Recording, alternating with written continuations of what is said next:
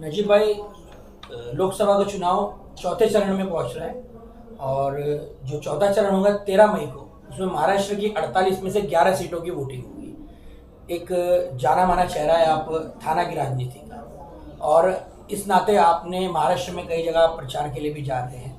कैसा माहौल आपको लग रहा है? जनता की सोच क्या पड़ी है आपकी?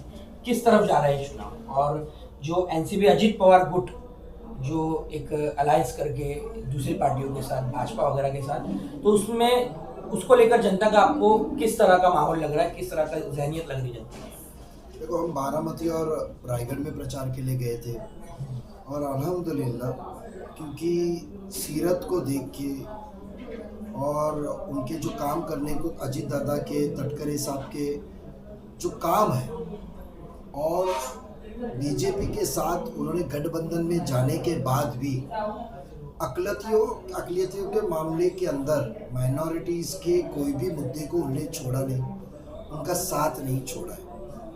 और वो लोगों को यकीन है कि आगे भी इसी तरह दादा, तटकरे साहब, प्रफुल्ल भाई को साथ देंगे, इसीलिए बहुत अच्छा रिस्पांस मिलेगा।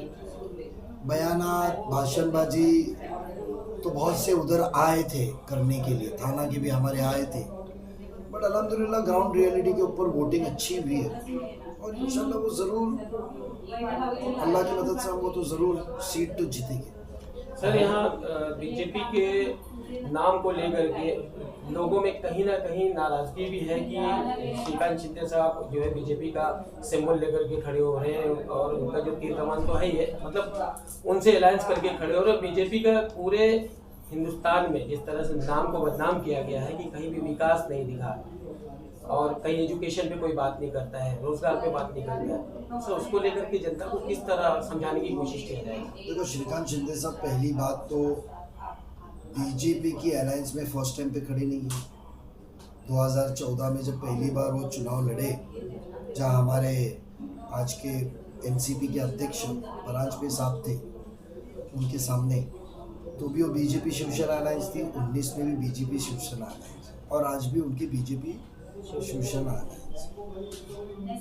मैं बेशक वो उनके साथ में बीजेपी अलायंस है, पर वो इंसान काम करने वाला है, वर्कहॉलिक है, और वो जो मुमरा में आज की ज़रूरत है कि बयान कम और काम ज़्यादा करता है, घोषणाबाजी ज़्यादा, प्रेस कॉन्फ्रेंस ज़्यादा, बड़े बड़े बातें और अमली पहनावा बहुत कम, वो तरीके का इंसान नहीं है। मुझे वो बात का उनका बहुत ही फ़क्र है कि मुमरा के कुछ ज़रूरती काम थे, उनको फ़ोन करके कहा कि कुछ हमारे नगर सेवक है एनसीपी के, उनके कुछ काम है। उन्होंने उनके सियासती कुव्वत को यूज़ करके, उनकी वालिद का पूरी कैपेसिटी चेयर को यूज़ करके 55 करोड़ रुपया उन्होंने लाया, मुमरा के लिए लाया। और फंड लाएंगे, डेवलपमेंट लाया ना, वो उद्घाटन के एक जगह पे मेरे ख्याल से गए रहेंगे ना, उन्होंने प्रेस कॉन्फ्रेंस लिया आप लोगों को बुला के, नहीं तो वहाँ तो एक कचरे की कुंडी रखते हैं तो प्रेस कॉन्फ्रेंस होती है, एक जो सालाना इंजेक्शन लगता हाजियों का तो प्रेस कॉन्फ्रेंस होती, मैं किया। एक छोटी सी 4 दिन के लिए खेलने को मैदान बना तो उसकी प्रेस कॉन्फ्रेंस होती है। तो वहाँ क्रेडिट लेने का मामला ज़्यादा है, बोर्ड ज़्यादा लगते हैं और बाद में वो बोर्ड नाले के अंदर मिलते हैं। तो श्रीकांत शिंदे बहुत अच्छे शख्स है, अच्छा काम करते हैं और उनका साथ देना चाहिए। नजीब भाई, ये बात तो है कि जो ताल्लुकात माननीय मुख्यमंत्री एकनाथ शिंदे के मुमरा शहर के नेताओं से है, शिवसेना से जुड़े हुए लोगों से, तो शायद बीजेपी के अलायंस को न देखते हुए वोट उन्हें जरूर मिले। लेकिन यहाँ पर सवाल ये पैदा हो रहा है, एक बयान मुख्यमंत्री माननीय एकनाथ शिंदे का कि हाजी मलंग का हम नाम खत्म कर देंगे, ये चीजें काफी सोशल मीडिया पर सर्कुलेट हो रही है। ये सवाल पूछा जा रहा है कि क्यों ऐसी पार्टी को वोट दिया जाए जो एक, कहते हैं ना कि एक तरफ मुद्दा वो था, उसको अचानक से जिंदा कर दिया। उनका ये बयानात मैंने देखा नहीं, मेरे नज़र में आया नहीं है, काफी चला है सर खबरों। आप जो उनका प्रॉपर बयान रहेगा तो इंशाल्लाह मुझे भेजिए, और ज़रूर मैं उसको देखता हूँ, मुआयना करता हूँ, और आने वाले टाइम पे जब भी नेक्स्ट टाइम आप इंटरव्यू लेंगे तो ज़रूर वो सवाल पूछिए। सर, पिछले दिनों महाराष्ट्र का राजनीतिक समीकरण में जिस तरह बदलाव आया है, महाराष्ट्र का मतदाता कहीं ना कहीं भ्रम की स्थिति में है कि वोट किसको दूं, क्योंकि वो चुनाव जीतने के बाद राजनीतिक पार्टियां अपने राजनीतिक स्वार्थ के लिए वोटों का सौदा करती हैं। क्या कहेंगे? मेरा जो पिछले 15 दिन से प्रचार का अंदर जो घूम रहे थे और लोगों के बीच में घूमे, मैं तो कोई इतना बड़ा नेता नहीं हूँ कि सभा में से भाषण करूँ जाऊँ। मुझे लोगों से मिलना पसंद है, मुझे लोगों से ताल्लुक़ बनाना पसंद है, मुझे गांव शहर के अंदर लोगों से मिलजुल के एक दूसरे को जानना पसंद है, क्योंकि बड़ी बात मैं करता नहीं। तो बेशक उसके अंदर आवाम के अंदर है, इसीलिए हमने वो चीज़ कहा है कि आज वैशाली दरेकर जी उनकी पार्टी बीजेपी के पास क्यों जाए, तो आगे क्या होगा। जो बीजेपी और मोदी जी के नाम पे जो एक अलग तरीके से गुमराह किया जा रहा है, तो वो वहाँ जाएंगे तो वो हो सकता है, वो फैक्ट है। इसीलिए हमने ऐसी जगह पे मतदार इंसान को देख के, वो कैंडिडेट को देख के वोट दे रहा है। ये मेरा एक्सपीरियंस रहा है पिछले 20 दिन। संविधान खत्म करने को लेकर जो बातें चल रही उस पर क्या कहेंगे? संविधान खत्म करने की ये सब अफवाह है, संविधान खत्म होने नहीं वाला है। और एक चीज़ याद रखिए कि कभी भी अब इंडिया अलायंस है, उसमें जितने पार्टी है तो उसके अंदर उनके हर पार्टी का एक जाती राय होता है और एक अगाड़ी का या महायुति का राय होता है। आज महाराष्ट्र के अंदर हम महायुति में लड़ रहे हैं, तो हमारा राय है। इसके लिए राष्ट्रवादी कांग्रेस पार्टी ने फर्स्ट पेज ऑफ द उनका जो दिया भी हमने, उसके अंदर हमने जो अहवाल प्रसिद्ध किए, जो हमारा एजेंडा, तो उसके अंदर फर्स्ट पेज के ऊपर प्रीएम्बल हमने रखे और हमने कहा है कि हम कॉन्स्टिट्यूशन बदलेगा नहीं, ये गुमराह करने का तरीका। देखो, इलेक्शन में माल बेचना होता है तो वो दलितों को, फिर कहीं तो हमने तो एक बयान सुना था तटकरे साहब के इधर कि बड़ा बंद हो गया, अभी छोटा भी बंद होगा। एक उलेमा इकराम का बयान सुने थे, बड़ा हो गया था छोटा भी बंद होगा। ये कौन सा इलेक्शन की बात है? यानी तो मुसलमानों को कितना गुमराह कर रहे हो, कितना गुमराह कर रहे हो। ये तो ऐसा मिजाज हो गया कि वड़ा पाव खाया तो हिंदू, कबाब पाव खाया तो मुसलमान, बड़ा बंद हो गया छोटा बंद करने वाले। अरविंद केजरीवाल के जमानत पर रिहा होने के बाद इंडिया गठबंधन उत्साह में है काफी, क्या कहें? मैं इतना बड़ा नेता ही उनके ऊपर टिप्पणी करने को, मेरे शहर की बात करेंगे तो जरूर उसका जवाब। शुरुआत से लेकर अभी तक ये इंटरव्यू में आपने अक़लियतों की बात की है, नॉट पर्टिकुलर मुसलमान माइनॉरिटीज की। बेहतरीन बात है कि ये अक़लियतों में सब आ जाते हैं, जो माइनॉरिटीज में ईसाई है, सिख है, जैन है, ये सभी आते हैं। तो ये जो अक़लियत हैं, खास तौर से अक़लियतों में सबसे पिछड़ी हुई अक़लियत जो मानी जाती है मुस्लिम है, तो एक डर उनमें ये मौजूद है, जैसे संविधान की बात हुई और दूसरे कई डर हैं, और सोशल मीडिया पर बातें भी काफ़ी चल रही हैं। तो अगर आपके अलायंस वाली सरकार, महाराष्ट्र की हम बात करते हैं, आ जाती है उमरा कौसा में जो श्रीकांत शिंदे साहब आ जाते हैं, तो जो मुसलमानों को उम्मीदें हैं, जो डर उनमें, वो किस तरह से दूर करेंगे आप? देखो, पहली बात तो मैं मेरी आवाम, मेरे भाइयों बहनों को, जो मेरे भाई लोग हैं, कौमी भाई लोग हैं, उनको ये कहना चाहूँगा, क्योंकि आपने अक़लियतों में से मुसलमान के ऊपर सवाल किया कि हमें तो सिर्फ अल्लाह से मांगना है और अल्लाह से डरना है, और ये कौम लड़ने वाली कौम है। तो हम कोई ख़त्म होने वाली कौम नहीं है, हम बढ़ने वाली कौम है। तो हमको तो ये सब चीज़ के, ये जो इलेक्शन के पपलू रहते हैं, जो इलेक्शन के जो मुद्दे रहते हैं, इसके ऊपर गुमराह नहीं होना चाहिए। डर तो बहुत दूर की बात है, गुमराह नहीं होना चाहिए, और हम डरते नहीं हैं। भले हम कोई भी पार्टी में एक बार सियासत छोड़ देंगे, जहाँ अक़लियतों का कौम का मामला आएगा, तो हम वो चीज़ में डरते नहीं हैं। दूसरी मुद्दा आपकी बात का है, सबसे अहम है कि मेरी दरख्वास्त है मेरे अवामी भाइयों से, कौमी भाइयों से, कि पढ़िए, इकरा जो फ़ोन पे आता है उसको वेरीफाई मत कीजिए, जो नेता बयान कर रहा है उसको वेरीफाई मत कीजिए, जो मुद्दे चल रहे हैं उसको वेरीफाई मत कीजिए।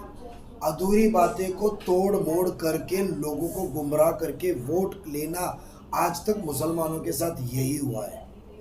मुसलमान अपना तरक्की, अपनी तालीम, अपनी अपना काम, अपने लिए रोजगार, ये देख के वोट दे। सर, मुमरा में जिस तरह एजुकेशन लेवल कम होता जा रहा है और ड्रग लेवल बढ़ता जा रहा है, श्रीकांत शिंदे के जीत के आने के बाद क्या मुमरा के अंदर एजुकेशन लेवल बढ़ाने की कोशिश और इसी से जुड़ी हुई एक बात, ड्रॉप आउट्स, जो स्कूल्स में ड्रॉप आउट्स हो रहे हैं, ऐसा है कि गलती हमारी है हमने जो क़ियादत लीडरशिप जिधर दी थी वो लीडरशिप डिक्टेटरशिप में बदल गई है। स्टेज पे से बयानात तो होते हैं कि मोदी जी डिक्टेटर बने, ये बने, मगर जो मुमरा कौसा कलवा के अंदर जो डिक्टेटरशिप चली, कोई अधिकारी दखल नहीं दे सकता है, कोई नगर सेवक बात नहीं कर सकता, उसका फ़र्क ये एजुकेशन पे गया है। मैं आपको वादा करता हूँ, पहली एजुकेशन की पहल वो कौम का जिसको दर्द हो वही कर सकता है। इसीलिए 2004 में सबसे पहले माध्यमिक स्कूल कि हमारा बच्चा 7th के बाद ड्रॉप आउट होगा तो आगे नौकरी नहीं मिलती है, हायर एजुकेशन नहीं कर पाता है, तो कॉरपोरेशन से शुरू करने वाला नजीब मुल्ला राबोडी से, और उसके 3 साल बाद मुमरा में शुरू किया। वो मेरी तरफ से पहल थी क्योंकि कौम का दर्द है, तो बेशक वो दर्द है। आने वाले दिनों में आप एजुकेशन लेवल देखिए, कॉलेजेस देखिए, हम कॉलेज लाने वाले, हम गर्ल्स कॉलेज लाने वाले हैं, हम स्कूल का अंदर सेमी इंग्लिश लाने वाले, स्कूल को पूरा अपग्रेड करने वाले हैं। और ड्रॉप आउट्स के बारे में मैं आपको आज बताऊं तो आप प्रिंसिपल से जाके पूछिए ड्रॉप आउट का सिलसिला हमने कैसा रोकना है। 8th के बाद में जब 9th में वो जाता है तो वो बच्चे जब 8th में 1000 है तो वहाँ 9th में क्यों कम होते, इस चीज़ की वर्किंग हमारी पूरी चालू इलेक्शन के बाद उसको अमल करेगी। और आज आपके ज़रिए सुनने के बाद हो सकता है कौम का रहनुमा बन के घूमने वाला शख्स मुमरा से बोलेगा ये तो काम मैंने शुरू किया। नजीब भाई, सबसे आखिर और सबसे अहम सवाल, किसी कौम को बर्बाद करना है तो उसे नशे में उलझा दो, और मुमरा शहर जो हम देख रहे हैं, नशा यहाँ पे सबसे बड़ा मुद्दा बना है। पुलिस ऑफिसर्स की तरफ से, नेताओं की तरफ से, समाज सेवकों की तरफ से मुहिमें तो बहुत शुरू की गई, लेकिन कोई ठोस इसमें नतीजा नहीं निकला। खुद सियासती तो इसको नजीब मुल्ला किस तरह से नजीब मुल्ला खुद सियासती चमचे जो ये ड्रग रैकेट चला रहे हैं, जिनका खानदानी पेशा है, उनको खत्म करेगा। चमचों के जरिए जो चल रहा है, कौन ड्रग चला रहा है, कौन कुछ कर रहा है, वो हम ख़त्म करेंगे उतर के। या तो पुलिस को बंद करना पड़ेगा हफ्तेगिरी और उनको पकड़ के एक्शन लेना पड़ेगा, या तो हम हमारी टीम बना के उतरेंगे। तो जो चमचे अपने आप को बन के कौम के साथ जो नौजवानी की टीम में उड़ान कर रहे हैं, दूसरी जगह बैठ के बड़ी बातें कर रहे हैं, तो ये सब जो चला रहे रैकेट उनके हैं, उसके पुख्ते पुरावे आ चुके हैं। हमने पुलिस को पहली वार्निंग में दे चुके हैं। अब इलेक्शन पे हम सरकारी अधिकारियों को ना मीटिंग करा सकते ना बोल सकते, इसका हवाल हम देंगे। हमने पुरावे सबमिट किए फोन रिकॉर्ड के साथ। सर, अगर आपका दबदबा है, सबूत है, तो पुलिस खुलकर काम क्यों नहीं कर पा रही? कहीं ना कहीं मुमरा पुलिस स्टेशन भी कहीं ना कहीं इस चीज को लेकर हमने आज आपको क्या कहा कि ड्रग्स बंद हो गए, या तो पुलिस को उसके ऊपर कार्रवाई करनी पड़ेगी, या तो हम हमारे टीम से कानून हाथ में लेंगे, नौजवानों की बर्बादी को हम रोकेंगे। सर, अभी 20 तारीख को होने वाले मतदान को लेकर के मुमरा के अवाम और कल्याण लोकसभा के अवाम से किस तरह का श्रीकांत शिंदे के लिए मैसेज देंगे? मेरी दरख्वास्त यही है कि जज्बातों में नहीं आते हुए जो हमारा ज़रूरत है, जो आज हमारे मुस्तकबिल को बदलने की, आज हमारे एरिया को साफ़ सुथरा रख के अच्छे बनाने की, अच्छे सहूलतों की जो एम्यूनिटीज़ हम ले सकते हैं, ऐसे चीज़ के लिए तो मुझे लगता है श्रीकांत शिंदे सबसे उम्दा उम्मीदवार है। काम करने वाला बंदा है, आज तक काम कर चुके हैं पिछले 10 साल में। तो जज्बाती बातों पे ना जाते हुए, वो इंसान है, स्टेज के बयानों पे नहीं जाते, वो इंसान कभी भी काम करते वक्त ना जात पात मज़हब देखता नहीं है।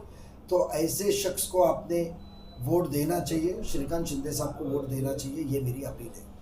थैंक्स।